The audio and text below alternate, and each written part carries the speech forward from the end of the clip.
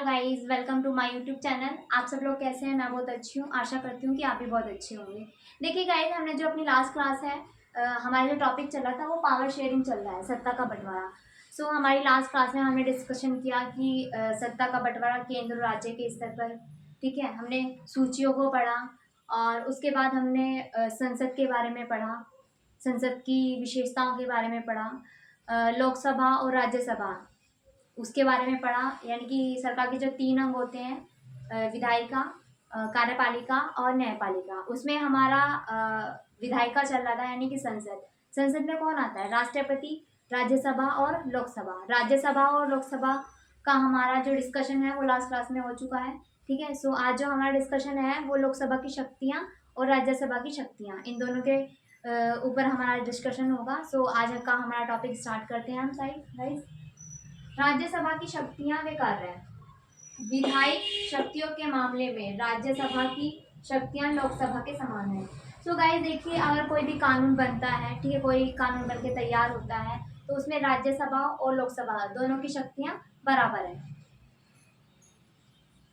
जब कोई भी सामान्य साधारण विधेयक तभी पारित होता है, यानी कि कोई भी विधेयक जब ही बनेगा, कानून तभी बनेगा जब वो क्या होगा, जब लोकसभा के साथ साथ, यानी कि लोकसभा के साथ साथ राज्यसभा में भी पारित हो। यानी कि ये नहीं है कि कोई भी कानून, अगर कोई भी विधेयक लाया गया तो सिर्फ वो लोकसभा में पास हो गया तो कानून बन गया, या फिर वो राज्यसभा में पारित हो गया तो वो कानून बन गया।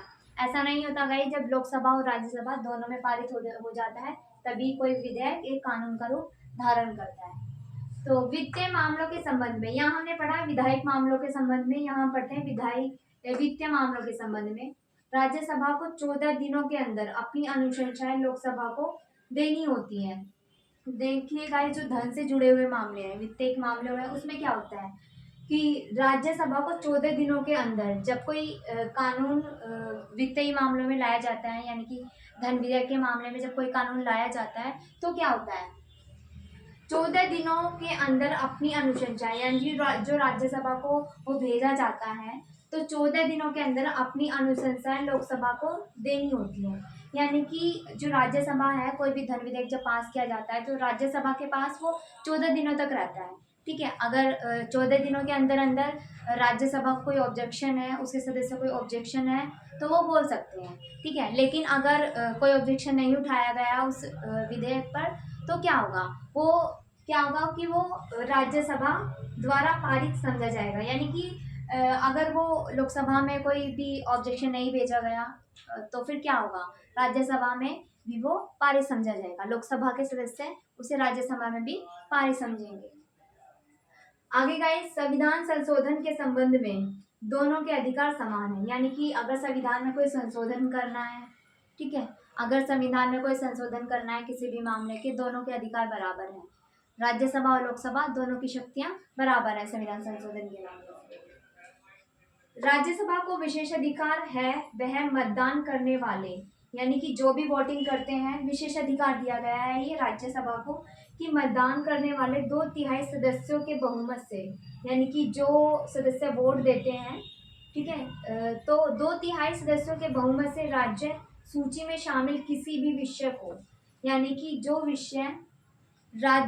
विषय जो है किसमें शामिल है, राज्य सूची में शामिल विषय है, उससे जो संबंधित मामले हैं, ठीक है, उससे जो संबंधित मामले हैं, किसी भी विषय को राष्ट्रीय महत्व का घोषित कर सकता है। यानी कि जो राज्य सूची में जो विषय शामिल किए गए हैं, अगर क्या कहते हैं, राज्यसभा को ये विशेष अधिकार है, अगर राज्यसभा चाहे तो उनको क्या कर सकती है, राष्ट्रीय महत्व का विषय घोषित कर सकती है। किसके विषय को? जो राज्य सूची में आते हैं।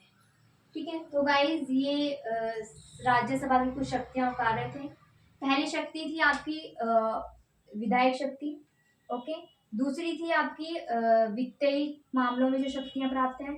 तीसरी थी संविधान संशोधन में, ओके गाइज। अगला हम पढ़ते हैं लोकसभा का जो गठन है वो अनुच्छेद 81 में है। लोकसभा की शक्तियां वे कार्य, यहाँ हमने क्या पढ़ा है, राज्यसभा की शक्तियां वे कार्य। अब हम पढ़ेंगे लोकसभा की शक्तियां वे कार्य। गाइज, लोक कल्याण, यानी कि देश का जो विकास करना है, लोगों का कल्याण से संबंधित योजनाएं, यानी कि कोई नीतियां बनानी है या कोई नीतियां बनानी है या कोई योजनाएं बनानी है, लोकसभा द्वारा ही क्रियान्वित की जाती है। यानी कि लोक कल्याण से जो संबंधित कार्य हैं और योजनाएं हैं, उन पे जो कानून बनाने का अधिकार है या जो कार्य करेगी वो कौन करेगी? लोकसभा उन पे कार्य करेगी। ठीक है। धन विधेयक केवल लोकसभा में ही प्रस्तावित किया जा सकता है। भाई धन विधेयक राज्यसभा में पारित नहीं होता कभी भी। जो धन विधेयक है वो कहाँ पारित किया जाता है? ओनली लोकसभा का अधिकार है। इन्हें लाने से पूर्व राष्ट्रपति की स्वीकृति आवश्यक है। कोई भी धन विधेयक लाया जाता है तो उसके लिए क्या है? सबसे पहले राष्ट्रपति की स्वीकृति आवश्यक मानी जाती है। इन्हें पास करने के लिए सदन का सामान्य बहुमत आवश्यक है। यानी कि लोकसभा और राज्यसभा का जो सामान्य बहुमत है वो जरूरी माना जाता है धन विधेयक के मामले में। अनुच्छेद 123 के तहत राष्ट्रपति द्वारा जारी अध्यादेश तभी कानून का रूप धारण कर सकता है। यानी कि राष्ट्रपति ने जो भी अध्यादेश जारी किया है वो तभी कानून बन पाएगा जब सदन के दोनों सदनों की बैठक से 6 सप्ताह के अंदर, यानी कि दोनों सदनों की जो बैठक होती है उसमें 6 सप्ताह के अंदर पारित हो जाए। यानी कि जितने भी जब सदन की बैठक होती है उससे 6 सप्ताह के अंदर अंदर अगर वो कानून पारित हो जाता है तो क्या होता है? वो विधेयक कानून का रूप धारण कर लेता है। ठीक है। जो भी राष्ट्रपति जो भी विधेयक के बारे में अध्यादेश जारी करता है वो तभी कानून बन सकता है जब दोनों सदनों की जो बैठक होती है 6 सप्ताह के अंदर पारित हो जाए। मतलब दोनों सदनों की जो बैठक है उससे पहले 6 सप्ताह के अंदर वो पारित हो जाए तो कोई भी जो कानून है वो बन जाता है। ठीक है। कोई भी विधेयक कानून का रूप धारण कर सकता है। सो गाइज ये थी हमारी कुछ लोकसभा की शक्तियां कार्य और ये लोकसभा की और ये राज्यसभा की। सो गाइज ये जो आज का हमारा डिस्कशन था ये राज्यसभा की शक्तियां और लोकसभा की शक्तियों के डिस्कशन था। सो आज के लिए इतना गाइज। अगर किसी को स्क्रीनशॉट लेना है तो आप ले सकते हो।